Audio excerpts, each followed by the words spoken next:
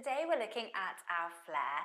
For this one, you need to have a really strong controlled fan kick, ideally with the legs coming quite high.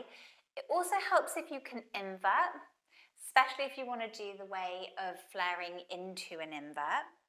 And you need to be able to hold yourself in a short arm position with your hips in front of the pole, a little bit like when we do our knee raises off the ground.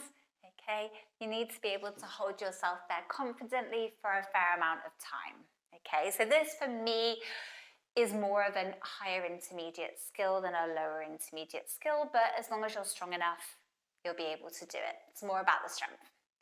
The first thing we're going to do is just look at what the legs are doing. Come sitting next to your pole on the side you think you might like to try first. Obviously, we'll do both. I currently have the pole to the left of me, and this is the side I generally prefer to invert. Okay, but you can do either side. So I'm going to sit down and I'm going to take my legs in front of me. The pole's here just to give you a visual so you know when you're using the pole which direction you're going. So the leg that's furthest away from the pole is going to go out first, and then it's going to come across the body as far as you can. So you're almost like scissoring your legs. You're then going to take that leg up towards the ceiling and start to bring the leg that is closest to the pole across as you open out into your straddle.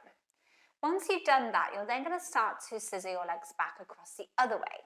So now my inside leg comes across my outside leg. I then, if I'm in the air, would be dropping my legs towards the floor, and then I'm just going to swap them back over. So now my outside leg is back on top, it comes across, it opens, it closes, and now my inside leg is on top. I then repeat. Okay, so if we were standing up, it would be our outside leg across first, circle it into a straddle position, as if we're doing a fan kick.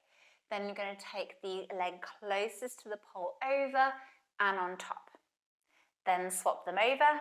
So now the outside leg comes back on top. Cross, open, cross, swap. Across, open, cross, swap. Okay, it might take a lot of practice on the floor to get that. Let's do left and right now so it's really, really clear. So I'm going to start with the pole on my left. Then we'll do the right. So do it with the pole on your left first. Sorry, my hip wants to pop back into place. Oh no, ruining my tutorial. There we go. So pole is on my left.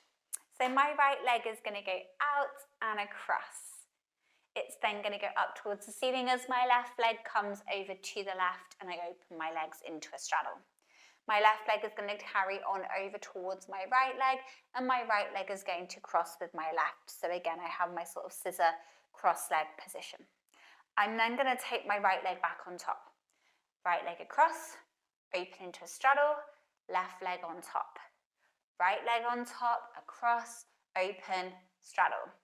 So the difference between this and a fan kick is with our fan kick, we start with our inside leg rather than our outside leg. That's the real difference. If we do fan kicks the way that we normally do, they do feel better. Generally, flares feel quite awkward. Fan kicks, you feel like you can get more of a circular motion. But you can't repeatedly do fan kicks as easily as you can a flare. Let's do the left side. So now the pole is on my right, or I need to change the camera. That would help. There we go. So now the pole is to my right. So now it's going to be my left leg that goes out and across. I'm then going to open my left leg up to the ceiling so my right leg opens into a straddle, and then my right leg is the one that's going to carry on over my left. I then bring my left on top. Across, open, right on top.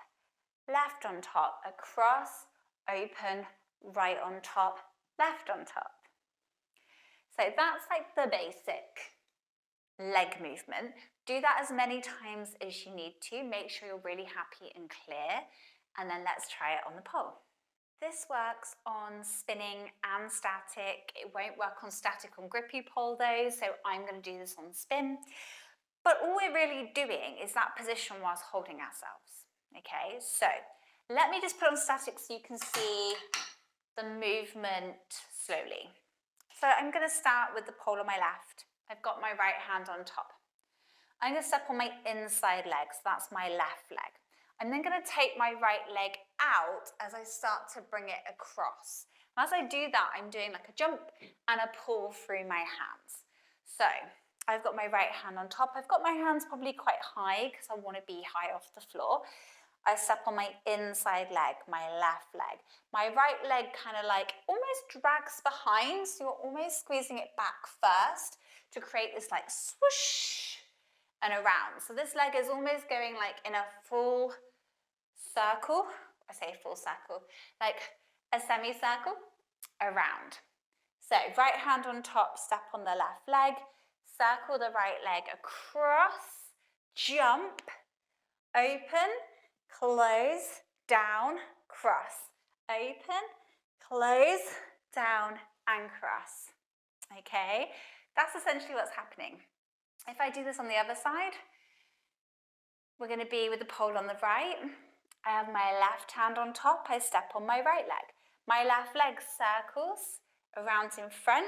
As I do that, I jump on my standing leg. It goes across, open, down, swap, cross, open, down, swap. That side's not as strong, as is standard. Hopefully that makes sense. You're literally just doing the movement in the air. So the only thing you really need to know is you're stepping on the inside leg and the outside leg starts that movement. If we then do it on a spin, the movement of my leg generally, and the jumping off of my standing leg, tends to be what gives you your spin. So if I wanted to flare towards my camera or my audience, I'm going to be like side on behind my pole. So I've got my outside hand on top, I step on my inside leg, I circle my outside leg, I do a jump, and I circle into my flare. I didn't get much spin that time, but that's what happens when you try to be controlled with this one. You've got to go for it. Get lots of spin and lots of momentum. If you want to use this to go straight into an invert, all that's going to happen, I'll put back on static so you can see. So I bring this one across, and then as I'm opening, I just tip back. So it's kind of like a nice way to jazz up your invert into your invert. Sorry, I'm losing my voice at the moment. So it just makes it a little bit more fancy than kind of just tipping straight back, having this like whoosh of the leg motion. So basically, as soon as you hit your straddle, you just tip. I say it like it's super easy. Obviously, you need to be able to essentially do a deadlift invert rather than using momentum. Although some people do find this easier than doing a straight deadlift invert because the spinning motion helps to tip you backwards just a little bit more. Okay, hopefully that all makes sense. Any questions, as always, let me know. And don't forget to train smarter, not harder.